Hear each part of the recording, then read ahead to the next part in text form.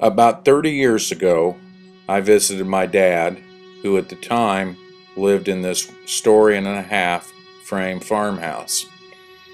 Dad called this house War's End because it was built in 1865, the year the Civil War ended.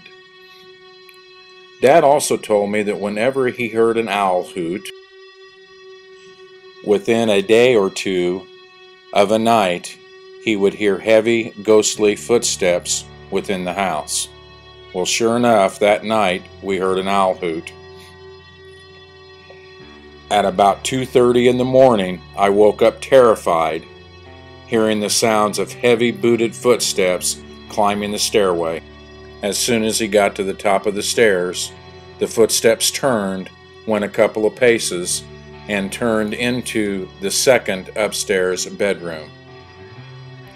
He appeared to be checking on something or someone. This bedroom faced north, overlooking a river. The footsteps left that bedroom, turned, and looked to the bedroom that I was sleeping in, and then went down the stairs, through the kitchen, and out through a door which I distinctly heard open and close. The next morning, Dad and I talked. He had heard the footsteps on the stairway as well. I did not recognize the sound of the door, so we decided to try an experiment. I lay upstairs while Dad went to and opened and closed the first kitchen door. He then went to the second kitchen door and opened and closed it as well.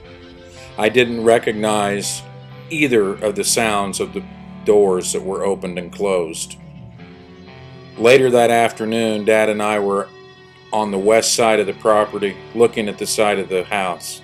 We could distinctly see a mark where there used to be an attachment, a shed, a room addition of some type that was no longer there. That mark is now hidden by the current porch roof that you see now. However, we looked at each other and we realized that the door I had heard open and close was in fact the door that no longer existed.